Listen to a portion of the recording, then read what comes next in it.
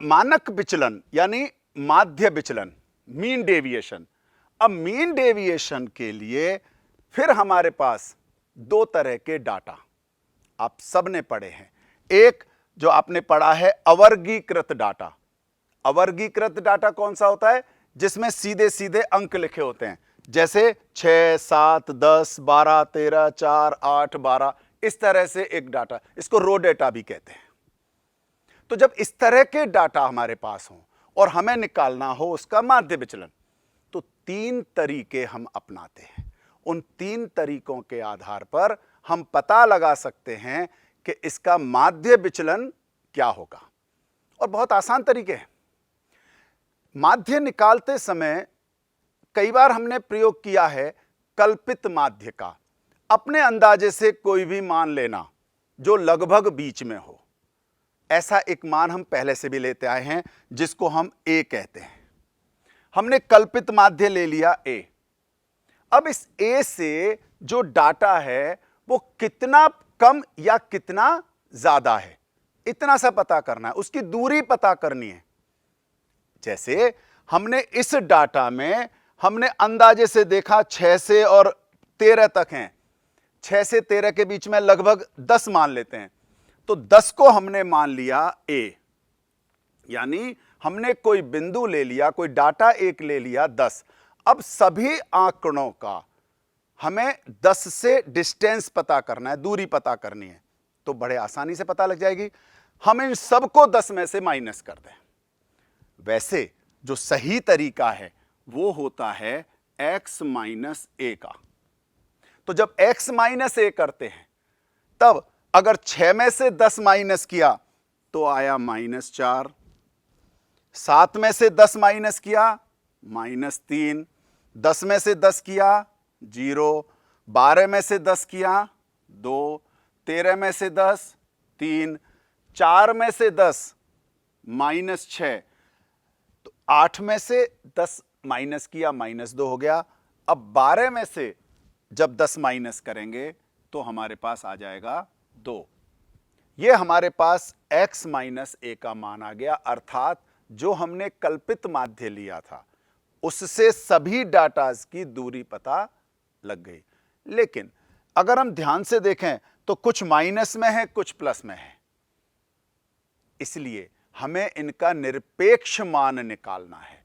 और निरपेक्ष मान के लिए सभी डाटा का हमें प्लस में मान चाहिए, सभी का। और जब सभी का प्लस में चाहिए तो उससे फायदा यह होता है कि हमें प्रॉपर दूरी जितनी सब आंकड़ों की है वो हमें पता लग जाती है। तो अब दोबारा से अगर हम देखें तो हमारे पास x माइनस ए का निरपेक्ष मान हमारे पास आ गया 4, 3, 0, 2, 3, 6, 2 और 2। ये हमें दूरी पता लग गई। अब सबसे आसान है विचलन पता करना। ये दूरी कुल मिलाकर के 3, 3, 6 और 2 8 आंकड़ों की आई है। हमें इन 8 को जोड़ करके 8 का भाग लगा देंगे तो हमें माध्य विचलन पता लग जाएगा। माध्य निकालने का तरीका भी यही है। तो इसका मतलब सिग्मा x माइनस ए, और इसके बाद हम इसमें 1/n जब ये निकाल देंगे तो हमारे पास आ जाएगा md अबाउट कल्पित माध्य। माध्य विचलन ए के सापेक्ष सिग्मा x माइनस ए। अब जब x माइनस ए करेंगे इसको हम i भी लिख सकते हैं। तब इन सब का टोटल, अब देखें जरा टोटल कितना हो रहा है। 4 और 3 7, 2 9, 3 12, 6 18, 2 20 और 2 22। कुल आंकड़े हमारे पास हैं 8, तो 22/8। इस तरह से हम इससे माध्य विचलन पता कर सकते हैं जो कि कल्पित माध्य के सापेक्ष था। आइए आगे देखते हैं।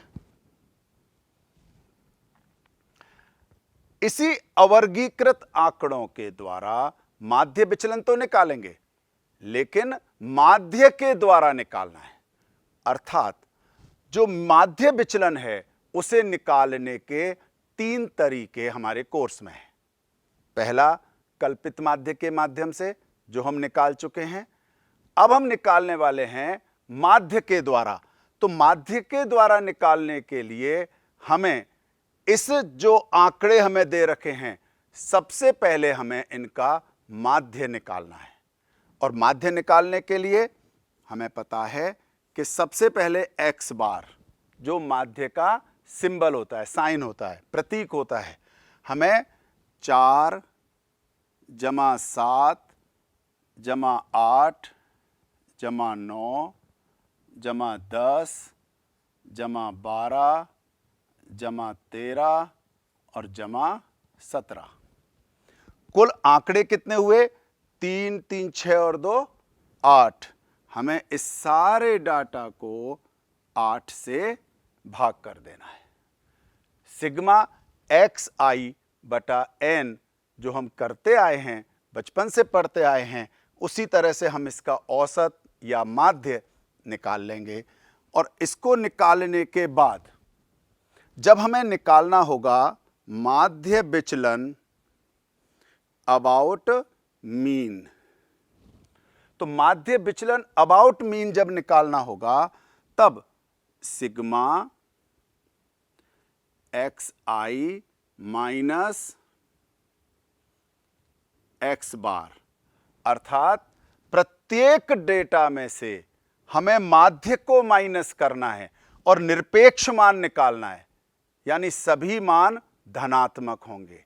और निकाल करके 1/n से जब हम भाग लगा देते हैं, तो हमारे पास माध्य विचलन अबाउट मीडियन, मीन, माध्य से माध्य विचलन कैसे निकालते हैं वो हम पता कर सकते हैं।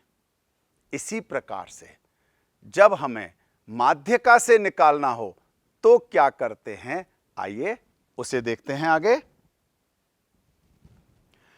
यदि हमें जो रो डेटा है, अब उसका माध्यिका, आप लोगों ने माध्यिका निकालना पढ़ा होगा। माध्यिका 2 तरीके से निकाली जाती है। सबसे पहले जो भी आंकड़े हमें दे रखे हैं उनको हमें बढ़ते क्रम में या घटते क्रम में पहले उन्हें जमाना होता है। बढ़ते या घटते क्रम में जमाने के बाद फिर ध्यान देना है कि जितने भी आंकड़े हैं वो सम हैं या विषम।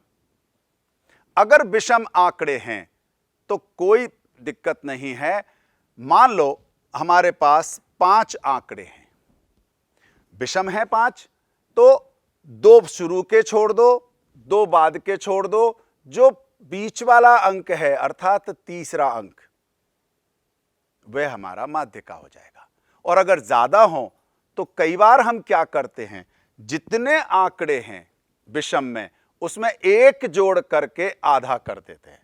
5 हैं, 5 में 1 जोड़ा 6 हो गया, 6 का आधा 3, अर्थात क्रम से जमाने के बाद जो तीसरा आंकड़ा होगा, डाटा होगा, वो हमारी माध्यिका हो जाएगी। और अगर मान लो सम संख्याएं हैं, 5 और 5 10 सम संख्याएं हो गई, अब तो कोई बीच में नहीं है। अब क्या करना, अब भी वही तरीका है कि बीच में 1 नहीं 2 अंक हैं। आप ध्यान से देखें, 4 इधर हट जाएंगे, 4 इधर हट जाएंगे, तो बीच में 2 हो गए। ऐसे में इन दोनों को प्लस करके और 2 का भाग लगा देंगे, तब माध्यिका आ जाती है। एक और तरीका भी होता है, जितनी सम संख्याएं हैं उसका बिल्कुल सीधा आधा कर दो। जैसे 10 है, 10 का आधा 5 हो गया। अब 5वां अंक और उसका अगला अंक अर्थात छठा अंक, तो आप देखें 1 2 3 4 5वां अंक और उसके अगला छठा अंक।